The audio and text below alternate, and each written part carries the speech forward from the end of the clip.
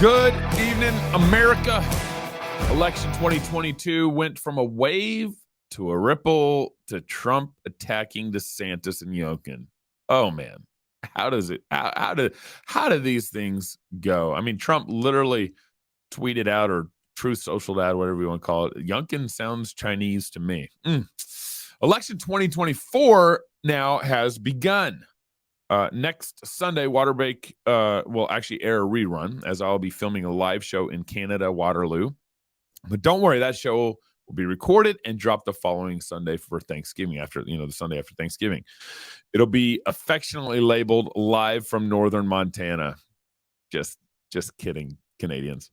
We have been working hard to upgrade our club member experience, and most recent upgrade includes a club members only social media experience. So you can actually go to fightlaughfeast.com, log in. A lot of our club members are already getting along together in the social media experience. So all our club members can now log in to fightlaughfeast.com and enjoy getting to know one another, network with each other. Please, a bunch of like-minded friends, and you have the luxury of doing this without the threat of big tech censorship. That's it. So log in. Kick the tires around, post some family pictures. Let's build a community for those who like to fight, laugh, and feast. Today, we have a water break panel to talk election 2022. So grab your best scotch or Dr. Pepper and enjoy the show. But first, Gravity Jack. Gravity Jack is a full-service digital agency specializing in the development of a virtual and augmented reality experiences, mobile apps, blockchain, and Web3 projects. Founded in 2009 as the first American agency to offer augmented reality, they even patented it. They own the patents to AR and VR. It's incredible. Gravity Jack digital experiences have been a source of innovation for small businesses, Fortune 500 companies, and U.S. military. Get your vision in motion at gravityjack.com. They're our latest corporate partners and really like those guys and what they're doing. And this whole AR, VR thing is really interesting to follow. So, cannonball or belly flop? Throughout this week, Psalm 20 kept coming into my mind, and we used this psalm for the week, for the Psalm of the Week for our show on Wednesday. And it has been an encouragement this particular week. Some trust in chariots, some in horses, but we trust in the Lord our God. Elections should not shake us or cause us to despair. We don't trust in the election gods, and whether the election goes our way or against us, we should be growing in our trust for our God, who is sovereign over all things. He gives us kings, he takes them away. It is no secret that our nation is in trouble. While the Democrats voted for a dead candidate that actually won his election this last week, and a stroke victim who also won his election, Republicans are not much better in some of the candidates that we put forward. I'm convinced that we need to work harder over the coming years to win the culture of what it means to be truly conservative. We have to get away from the jelly rhino ideology and the spineless Republican candidates that refuse to fight. And one of my goals over the next 2 years is to work on casting a true and beautiful vision of what it means to be conservative, as I said on the show before. And the blessing, really, of what true conservatism is to our society and culture. The Democrats' ideology is destroying our culture. Okay, they're attacking the nuclear family. They're destroying our children, kids' drag shows, our economy, inflation, and they're attacking the very foundations of what truth is. In fact, they don't even know what truth is. Ultimately, our nation won't change until our hearts change, and so this is where your big prayer should be. We desperately need reformation and revival in our country, and may God grant us that work in our lifetime. It would be amazing to see a genuine work of reformation and revival in our lifetime. A truly second great awakening. With that said, the red wave was more of a kind of a red ripple. Now, we did manage to capture the House and possibly even the Senate, so it's even probably a little better than a ripple. But even we aren't sure if we're going to capture the Senate yet. That's still to be determined. More on that here in a minute. I want to walk you through our local and statewide election results and then get to the nationwide elections, along with highlight some races that are still of interest. So quickly, bear with me, those who aren't in Idaho, but even what happens in Idaho, I think should be of some interest. There were three bright spots here in Idaho. First, Raul Labrador easily won his race for Attorney General. This is really important to check our governor's authority in Idaho. Raul seems to be a good conservative. And I genuinely believe he'll hold our governor and lieutenant governor accountable. Secondly, this is important, and you need to know about this, and this might be a problem in your state too. Idaho's constitutional amendment SJR 102 passed. So this was on our ballot and up for the people, and it passed. This amendment was very important to get through as it allows legislators to bring themselves back into session without the governor calling them back into session. So it was believed under our previous constitution, without this amendment, that only the governor in Idaho could call back legislative session in an emergency. Legislative session cannot call themselves back in an emergency. Only the governor can. And so, but this is important for the separation of powers. Okay. It confirms and makes obvious the separation of powers embedded in Idaho's constitution. Brad Little prohibited legislators call themselves back into sessions during this emergency reign under COVID. And so this amendment that was passed, we need to spell out to guys like Little that Idaho does not serve a monarch. So that was really good that passed, but it barely passed by 20,000 votes. And other states might have similar problems, and you need to be aware of that. Thirdly, other elections across the state to note: Scott Herndon won, Heather Scott won, and Bruce Skog all won their re-elections also. Some of them, Bruce Skog and Heather, were re-elected. So I'm looking forward to seeing their impact in this coming legislative session. Be in prayer for them and encourage them if you're in Idaho. And of course, if you aren't in Idaho, we appreciate your prayers too. Now, lastly, in this, what I'm about to say here, of course, is still talking through some of the stuff that happened in Idaho, but you need to be aware of this too. It is no surprise that our Rhino governor, Brad Little, won his re-election bid. But it still should concern us that he was re-elected. He freaked out, lost his mind, shutting down the economy, our churches and schools, and all the while refusing to be held accountable for his unconstitutional actions. Now, this is a side note, but not really. A lot of politicians made money, chunks of money, off the PPP loans during COVID, including, members of your local city council. Just Google PPP tracking. Okay, there's it's all public. All the data is public. And I did, in preparing for the show, and come to find out, our current mayor, Art Bedke, when he was on city council, he was overseeing, community members being arrested like me. And he raked in 2 PPP loans. 2, not just 1. Now, while I'm sympathetic to businesses who took the money because politicians shut them down at the threat of gun and badges, the police who were behind this, the perverse incentives for politicians is egregious, reprehensible, and should never have our trust again. Politicians vote to shut you down, and they make money. I got forgiveness all day, but, no trust.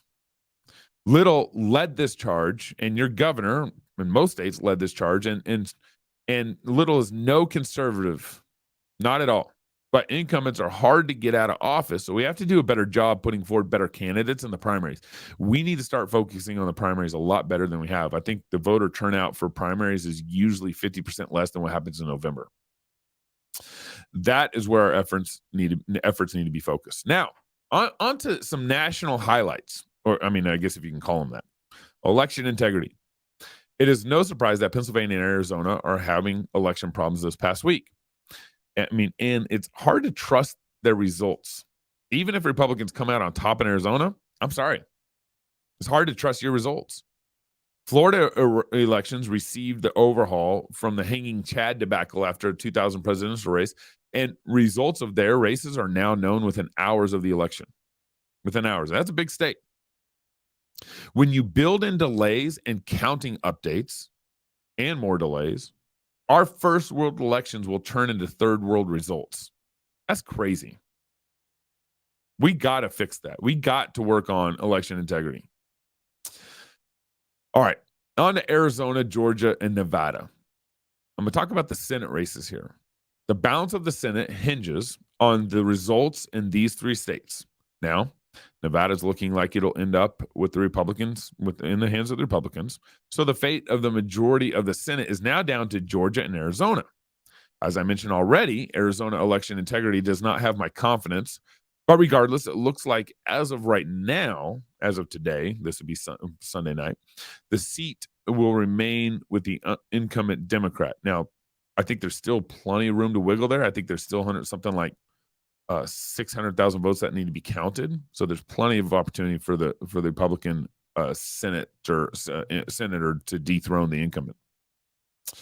So this leaves us with Georgia. If Arizona goes Democrat, then we're down to Georgia. Now, Georgia is heading off into a runoff in December, and I believe Herschel will win the runoff for basically two reasons. First, the Libertarian candidate will no longer impact the results, and he did impact the results. And he no longer will impact the results because he's not in the runoff. The runoff is for the top two candidates. And most of the Libertarian votes will probably go to Herschel, most of them. And if he gets 50% of them, then he's going to beat Warnock. Secondly, the Stacey Abrams draw in the governor's race will also be absent, because she's not running in a runoff because Kent won that race. There's no runoff for the governor.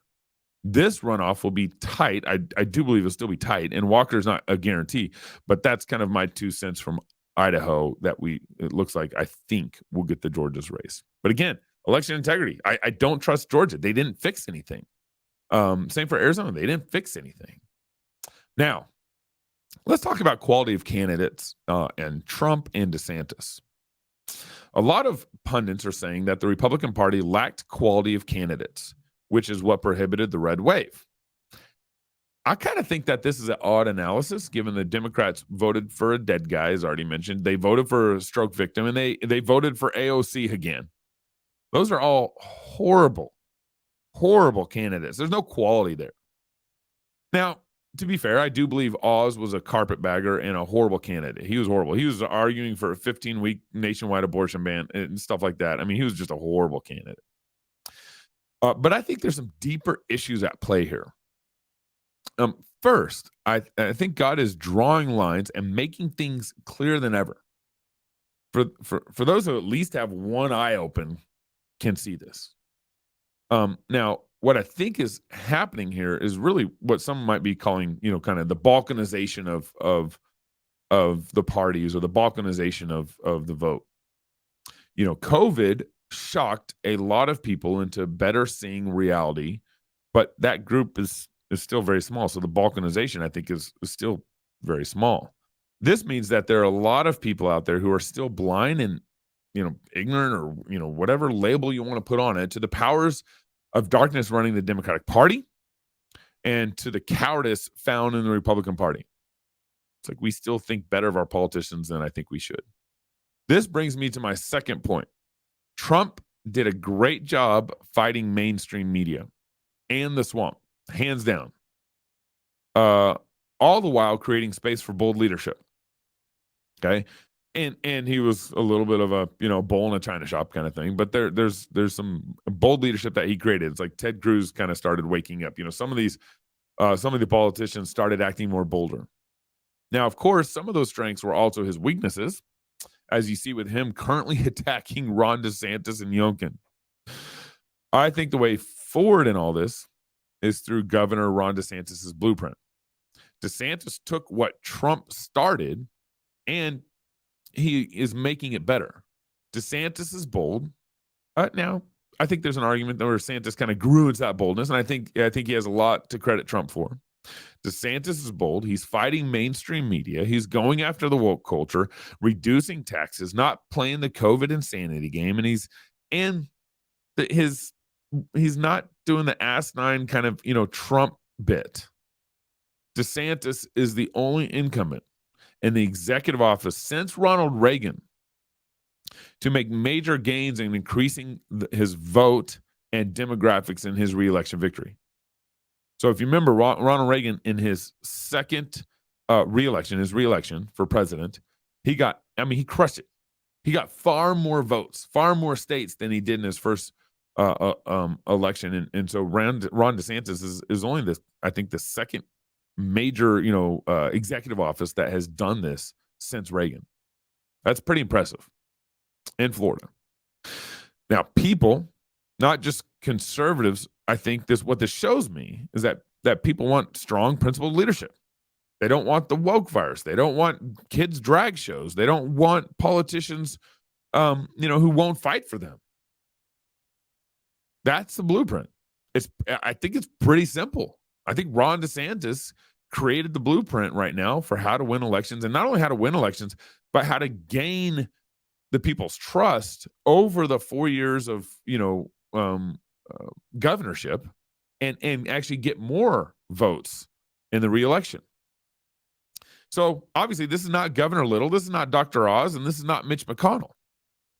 I hope, I believe we will see some tectonic shifts over the next 20 years. And we need to insist that our leaders follow this blueprint.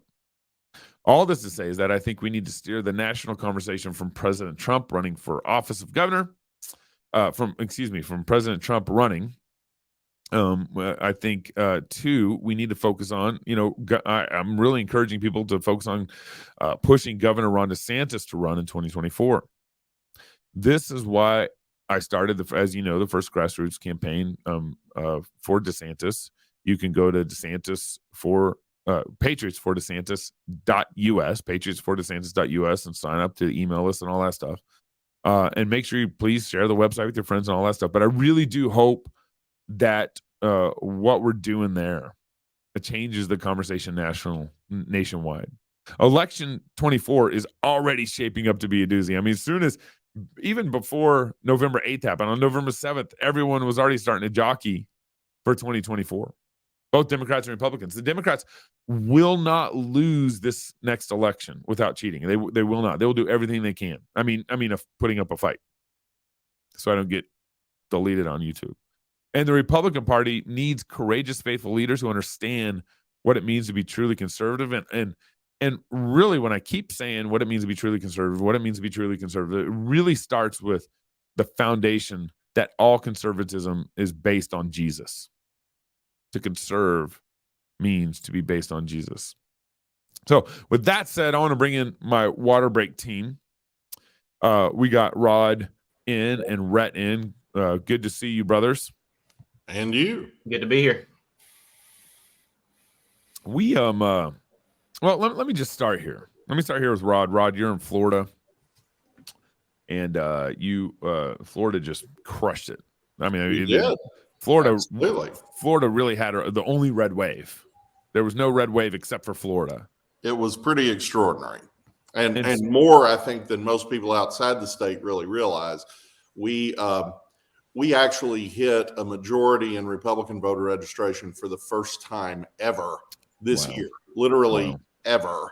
And we're up almost 500,000 on the Democrats in that, just in a few months. It's extraordinary what's happening here. We carried Palm Beach County, which is impossible. We carried Miami-Dade County, which is also impossible. We have a majority on the city council down there. We have the Republican mayor, Francis Suarez, is a very good mayor. Wouldn't probably comport with some of the things you and I would want in a higher level politician on social issues and such, but he's doing a fantastic job in Miami. Much as Giuliani did a fantastic job in New York, but you probably wouldn't want him to be president. We flipped the school board down there, not this election, but a few months ago, to majority conservative on parents' rights, CRT, all the things that you've been seeing elsewhere in the country. And a lot of that credit goes to Ron DeSantis, who, get this, 4 years ago got elected by 30,000 vote margin. It was 0.41% better than Andrew Gillum.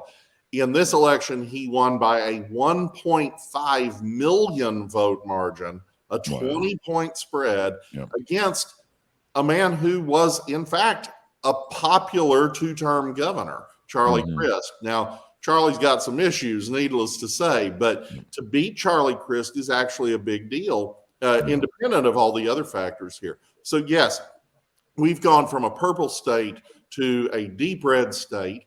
We've got supermajorities in the legislature, every statewide office. It's actually quite extraordinary. And a lot of the credit for that absolutely goes to Ron DeSantis.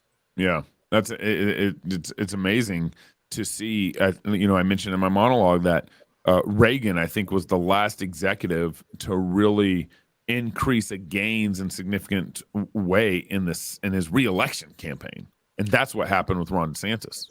Oh, and of course, Reagan was incredible. People don't remember this, but he won 49 states. He would have won 50. He was only 10,000 votes behind Walter Mondale in his home state in 1984. Wow. And if he'd done a rally in the last week, he'd have won Minnesota too. And he declined to do it because he didn't want to humiliate the guy in his home state. He was quite a gentleman and a good man. But yes, Ron DeSantis has the potential to be that caliber of candidate on the nationwide level. I'm quite convinced of it. I'm still a Trump supporter. I'm a little annoyed with the president just at the moment for the way he's been talking about the best governor in America. But, if he doesn't run, or God forbid he gets hit by a bus or whatever might happen, Ron DeSantis is the future of the Republican Party in this country. He's the future of America, whether it's 24, 28, whenever it is. You're going to have a President Ron DeSantis. All right. So the big question, who are you supporting, Trump or Ron? At this moment, I'm still with Donald Trump. Donald Trump, certainly wasn't my choice in 2016. I bundled for Ted Cruz, who's a good friend and believe in him. And I'm deeply disappointed that for all the reasons just stated, he's likely to not ever be president because he really ought to be. Maybe he can be Chief Justice of the Supreme Court or something. Yeah. But Donald Trump earned his election in 2016. I did support him in the general very, very heavily. And again in 2020. And the man currently in the White House is, really a ghastly shame. And I think he daily illustrates just how absurd the thought that he won that election really is. But nevertheless, Donald Trump has to actually go win this nomination. Right now, he's ahead, 70-10, and more power to him. He'll be a great president if he runs again. But I am deeply, deeply disturbed by his willingness right now to waste fire on the best other guy in the Republican Party instead of focusing fire on our opponents who are doing truly horrific things every single day.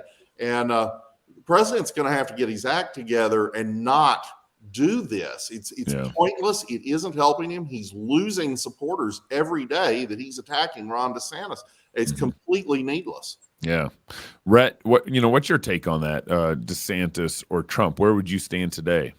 Sure. Well, first of all, I agree. I think it's stupid to make a civil war in the Republican Party. And I, too, wish Trump would kind of lay off what he's doing, though that is who he is and that's what he's done. And if he perceives that DeSantis is in his way, I think we can expect that from him, whether I personally like it or not. I think kind of looking forward, though, the question is between the two of them. And I like both, and would, whichever one, comes out the nominee, I would happily cast a vote for him. I think DeSantis is doing a great job. But I think the question is, do we trust the system? How salvageable is the system that we have? And I think if you think that the system, and I don't mean by system here our official constitutional republic form of government, but I mean just kind of the sham of that is on the ground with all sorts of funny business going on with our elections and with using the kind of permanent government, FBI, and those things to attack conservatives. If you think that system is salvageable, then Ron DeSantis is absolutely the better candidate. I mean, because he has more discipline, than Trump does, and he has, I think, broader appeal in a lot of ways than President Trump does. But if that system needs to be taken down, if that system needs to be humiliated and delegitimized, then I think Trump he's still the chemotherapy that system needs in order to destroy it. And so that's the question, is which one of those do we need? And I'm still leaning towards we need to delegitimize that sham of a system that we have. Oh, we absolutely do. My only quibble with what you're saying is that Ron DeSantis does a fantastic job of that too. Either one of these men would be a fantastic nominee in 24 for the purposes you've just stated, it does have to be taken down. What we're seeing, the politicization of the DOJ, the FBI is third world. It is horrifying what we're seeing happening. We could go on and on about other Democrat policies, both official and unofficial, and of course, just the problems in the election system. The fact that we are still sitting here wondering about Arizona and Nevada is unbelievable, us beyond words. And we had all kinds of irregularities in Philadelphia. Who are we kidding? What's going on in Georgia is painful to watch too. And it hasn't been fixed. The things that were a problem in 2020 have not been fixed in those places. But you'll notice wherever those things have been fixed or partly fixed, Republicans did extremely well. And I think that tells you an awful lot about what's really happening in the process, not the Constitution, not the system, but the administration of that system by the people who are in control in those areas. I think a couple things. I think it is atrocious that kind of the Civil War that or whatever Trump is doing by calling Ron DeSantis names and Glenn Youngkin names and stuff. That in-house fire is pretty silly because it's over personalities. It's not even like Trump isn't even making it over policy or issues. Like if one of those candidates were pro-choice, I would think that's fair game. But when you're sitting there attacking DeSantis for some sort of, I don't even know, personality or de-sanctimonious, that's pretty egregious.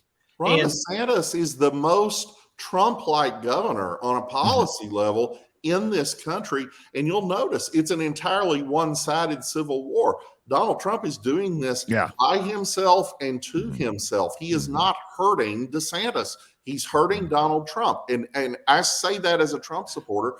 Every single day, I'm getting more heavy-duty Trump supporters telling me, what the heck is wrong with the president? I think I'm for DeSantis now. And this is just a totally unforced error. That's right. Rhett, you had something?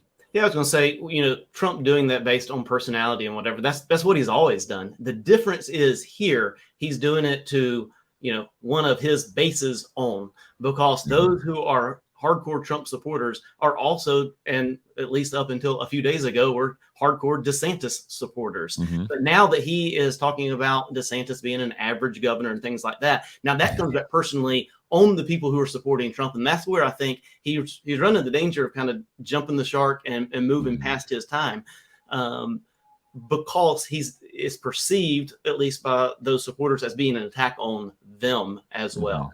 Yeah, it seems all about him in a petty way and in a way that is harmful to his own cause and his own policy positions. We should be lauding guys who came up in the system because Donald Trump intervened in that system and gave him an assist. DeSantis won his primary in 2018 against a Bush Republican. He wouldn't have had a prayer in that race if Donald Trump hadn't gotten involved in it. And Trump is now making that a negative for DeSantis. No, this is a Trump success story. He should be lauding the guy and saying, and if you want more Ron DeSantis's around the country, elect me president. That's right. It just makes no sense to me what he's doing. It's not at all like what he did to my friend Ted Cruz in 2015 and 16, where they were running neck and neck. Ron DeSantis isn't running against Donald Trump. What is he thinking? Yeah. What do you? Well, go ahead. Please, Rhett. I was going to say, it does seem like if there's one kind of positive or in defense of Trump here, he is doing what he always does in controlling the news cycle and controlling the media cycle. And he made it Trump versus DeSantis on his own terms, rather than waiting what he perceived maybe that somebody else was going to do that. And so he's doing it on his own terms, and he is controlling that like he always has. And I've seen enough over the last, several years to not immediately knock that either. That could be a good, it could play out as a good strategy for him. I don't see it necessarily right now, but it could in the long run. Trump is very smart, and I always assume he knows what he's doing, but every once in a while he doesn't, like picking Dr. Oz. And honestly, Herschel Walker, and I'm for Herschel Walker, don't misunderstand me, but he wasn't the strongest potential candidate in that race. And he and Oz have one thing in common. They're old friends of Donald Trump. And it felt self-indulgent when he did it. This thing with DeSantis seems self-indulgent.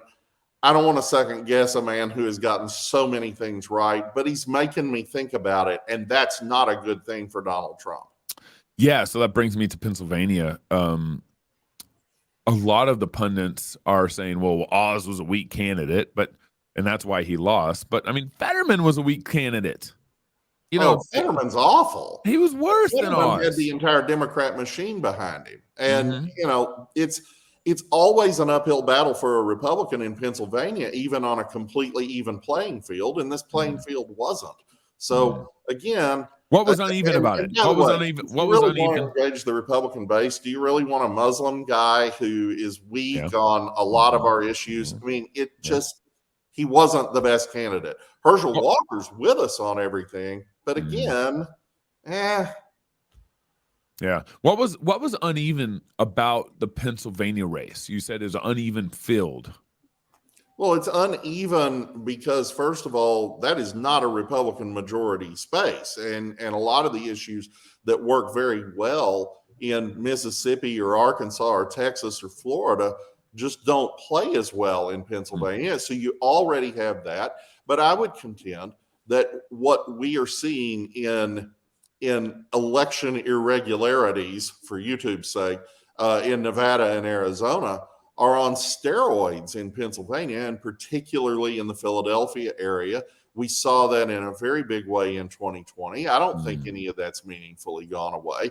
And, so you're going to have to be outside the margin of fraud to have a chance. And when you run a guy who's basically your candidate because he's good on television and he's a friend of the ex-president, that's not necessarily the best way to go at it. Now, having said that, let me be quick to say the vast, overwhelming majority of Trump-endorsed candidates won. I mean, it's overwhelming. It's like 200 of them won to 19 who lost or may have lost. So I'm not knocking the president's endorsement picks in general, but yeah, there are a couple of areas where it's kind of scratch your head, and those are two of them. Yeah, it's interesting, like Oprah Winfrey, she's the one who platformed Dr. Oz in the first place in a major way, endorsed Fetterman and all this, and all the other Democrats. Even in Pennsylvania, I referenced earlier in my monologue that Pennsylvania was the one who voted for the dead guy, the dead Democrat, and the dead Democrat won. I just can't make sense out of Pennsylvania very well. I don't even see Democrats. I mean, because Fetterman won by about 600,000 votes. That was a lot. Yeah. And I just I just have a hard time seeing, like, even overwhelmingly that the Democrats elected Fetterman over Oz. Well, and when I say a weaker candidate, let me be very clear. I'm not saying, Pennsylvania is purple or maybe blue, so run a moderate. That's not what I'm saying. I'm saying run a guy who can articulate a strong conservative message as a choice, not an echo. If you elect Fetterman, you get this. If you get me, you get this very different thing that I'm now going to articulate in a way that is winning to independents. And Oz wasn't that guy. Oz wasn't ever that guy. Starting with, he's not really a conservative. No.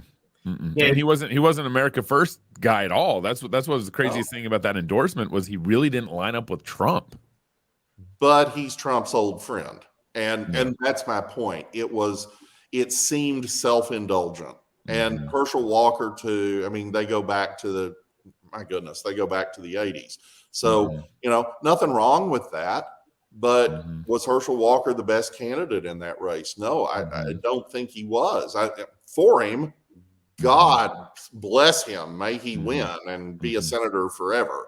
But, was he the strongest candidate in that environment? No, not really.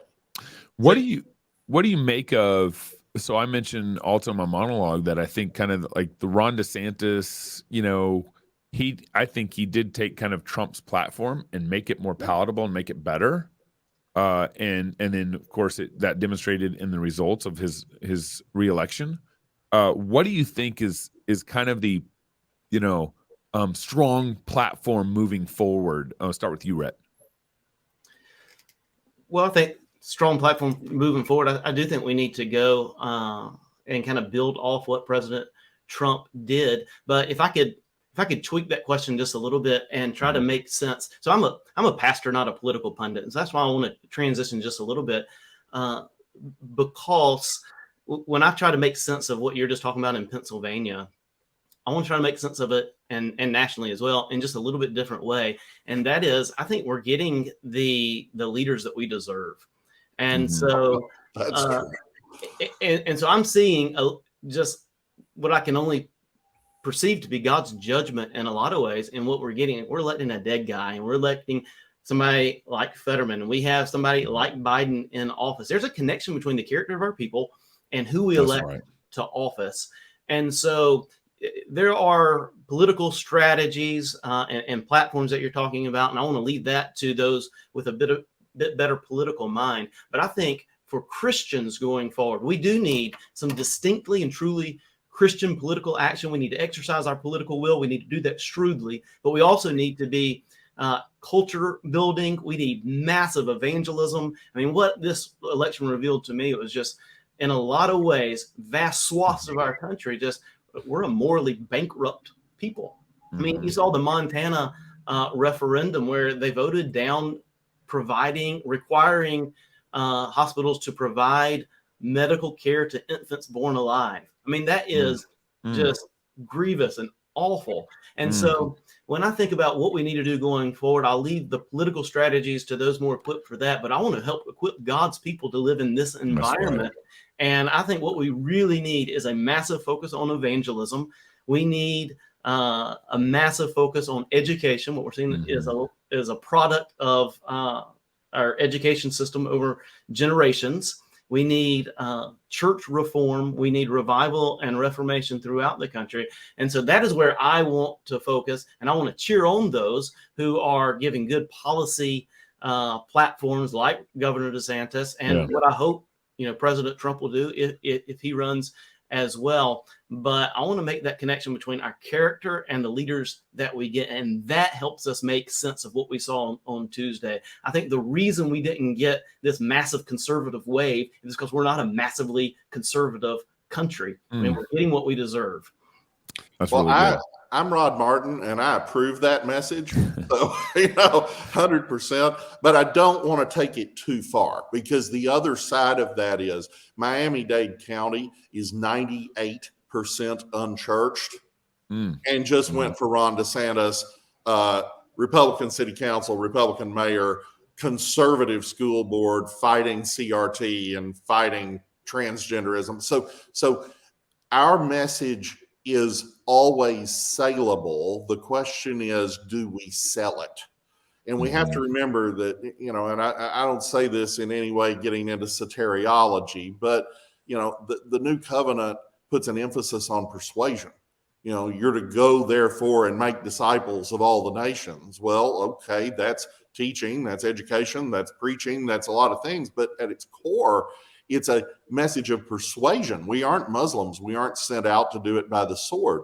So, understanding that, we have a duty to persuade. We have a duty to make the message tailored to the audience.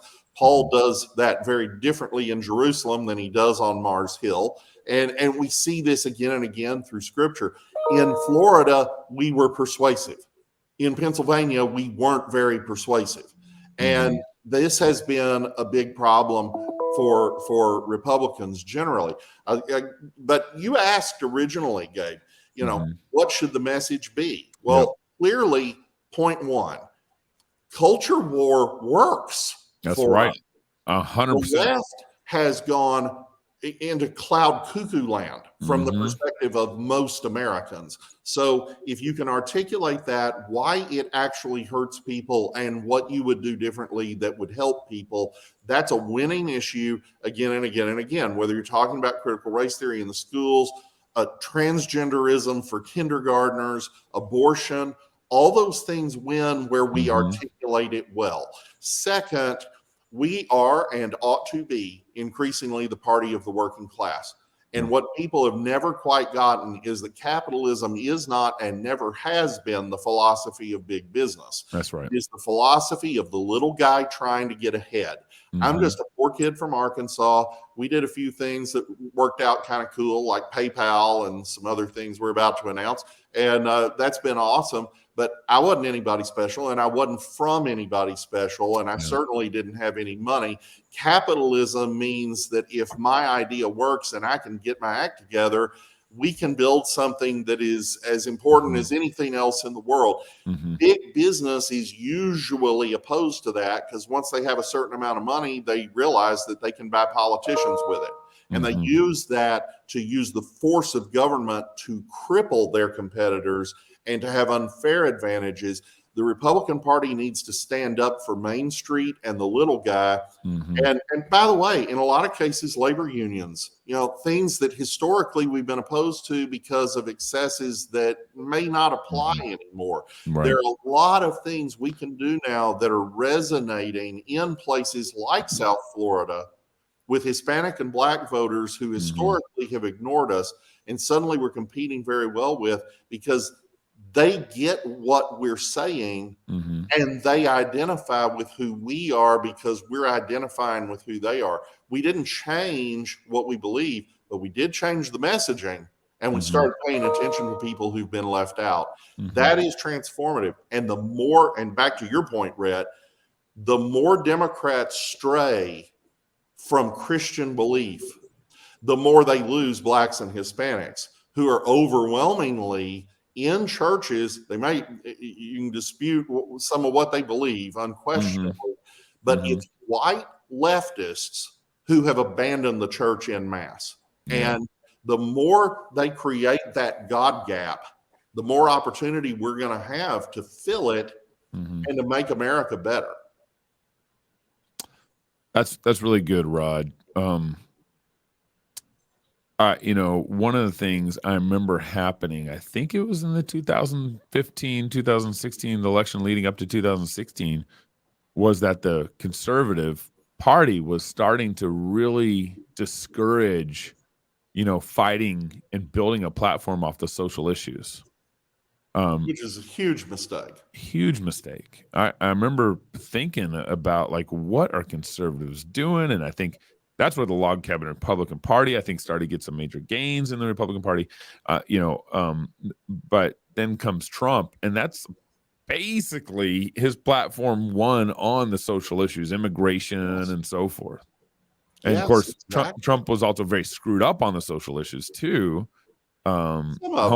Homosexuality and so forth, but like he went full into the social issues, and that's largely why he won. And I'm kind of seeing the same thing with Ron DeSantis. But what makes me nervous about the conservatives and the social issues is, guys like Dave Rubin, there's a huge homosexual influence coming in. Of course, I don't mind getting their vote. I want them to vote for us. If they're reasonable, conservative principles, and they like, small government, all that stuff, please vote all day. But at the same time, I don't really want them getting a leadership hold in the Conservative Party. How do you sort through that social issue? Well, you get involved in the party. You get involved in primaries, but also in party organization. It's persuasion. Yet again, if you actually want to have a say over these things, you have to involve yourself and you have to organize to win. It's the same problem we have in the Southern Baptist Convention.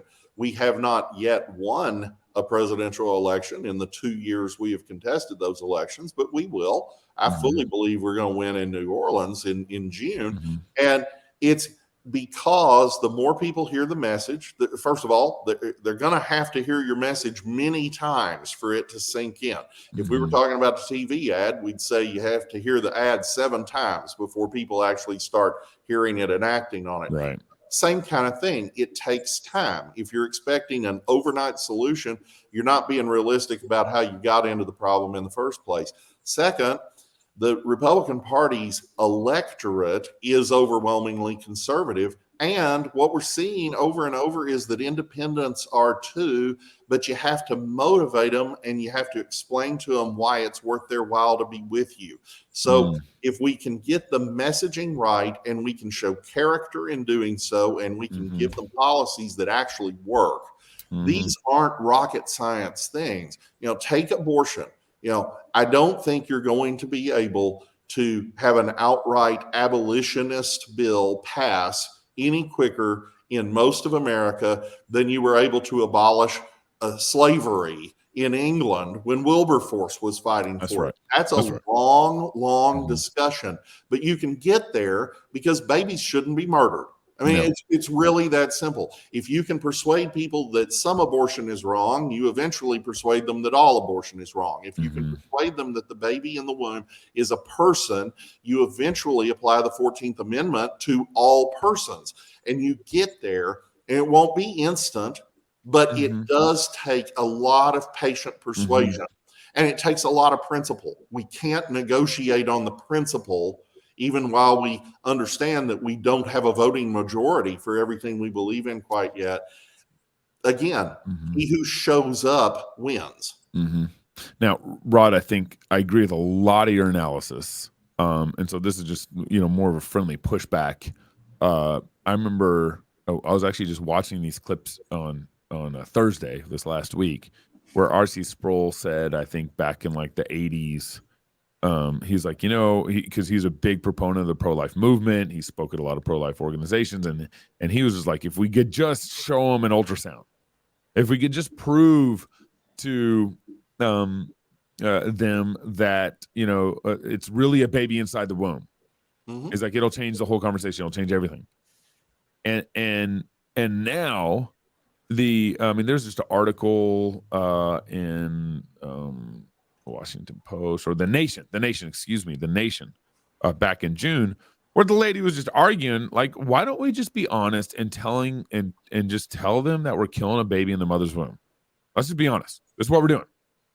And we're doing it because there's positive goods that come out of it. And that was the argument.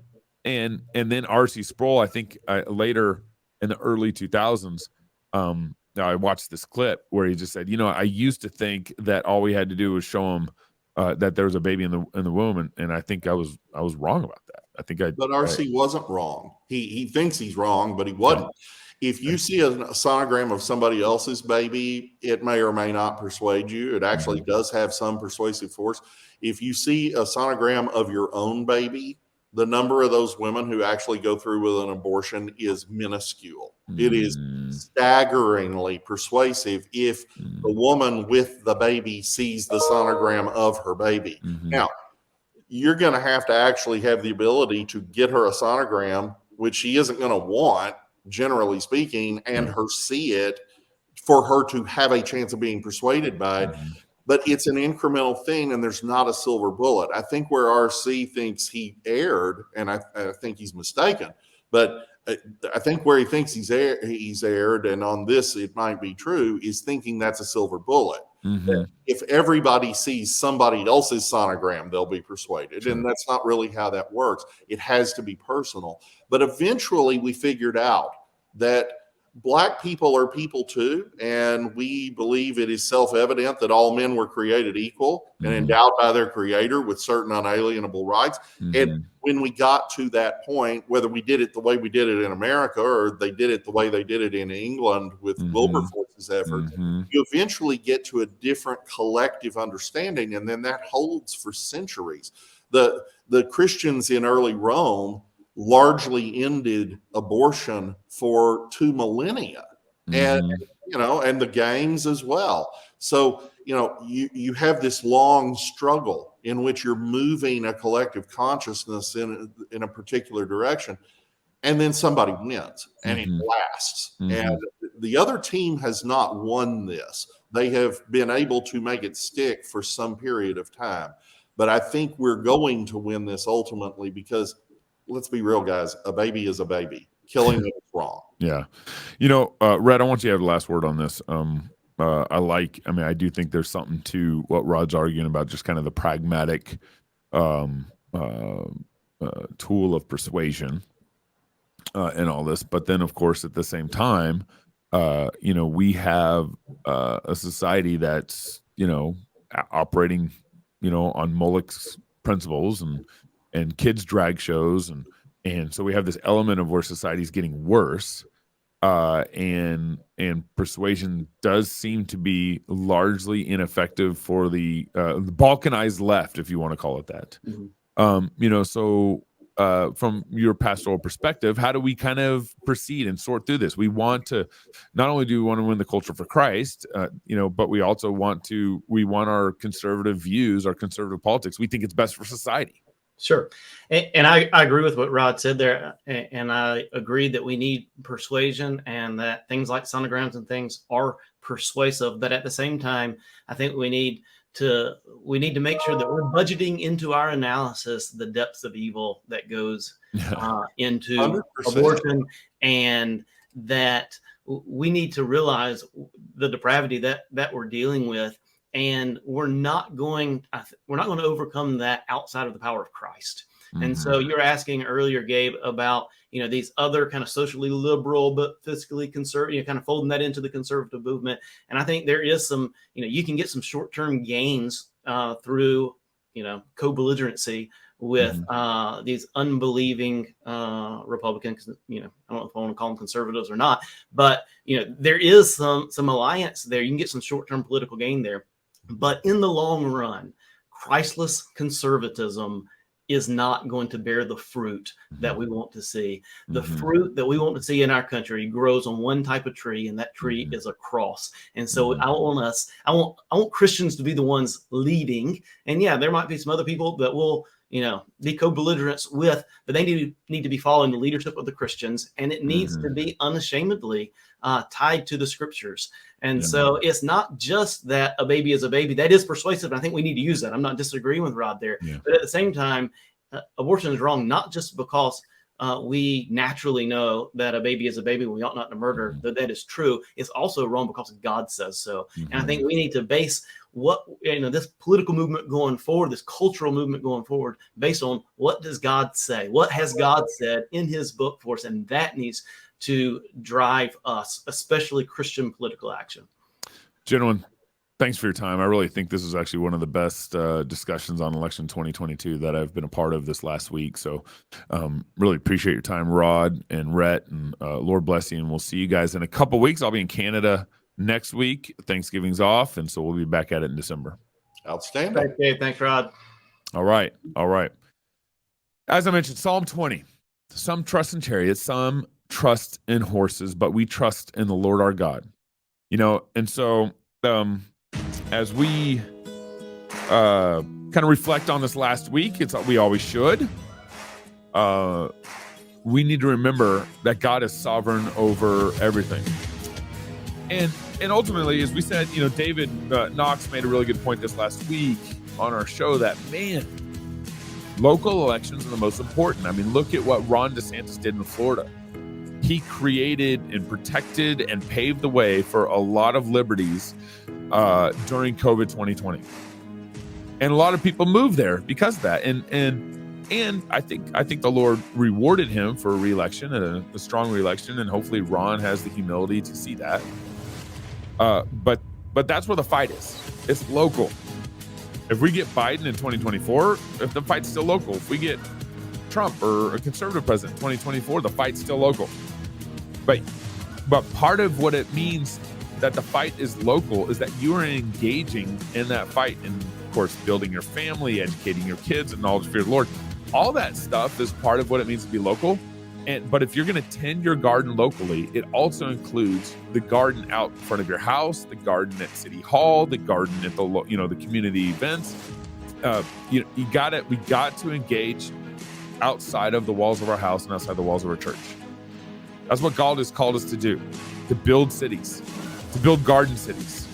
And so, really think about how you can, as your gifts and your abilities, you're raising kids, you're working hard, as you have available time, think about how you can engage the garden outside of your house and outside of your church. So, of course, God is sovereign over it all. So build on what God has in front of you. And until next week, go fight laugh, and feast. This is the Water Boy with Water Break.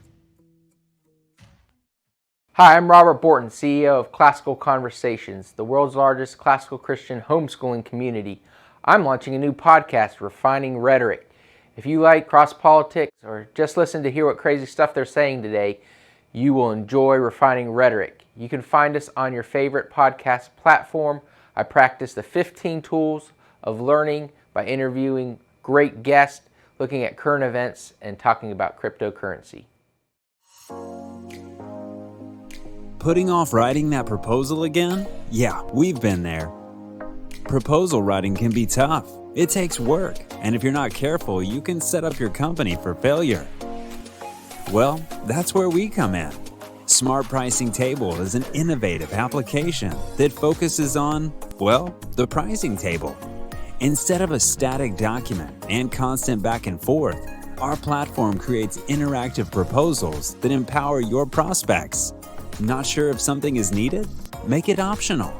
Have complicated services that vary? Let your customer do the work with line item upsells. Have reoccurring services? Easy peasy. With Smart Pricing Table, you can create attractive proposals quickly. And our system is built for reuse, so you can get out of that hamster wheel. Give your customers choice and close deals quickly with Smart Pricing Table.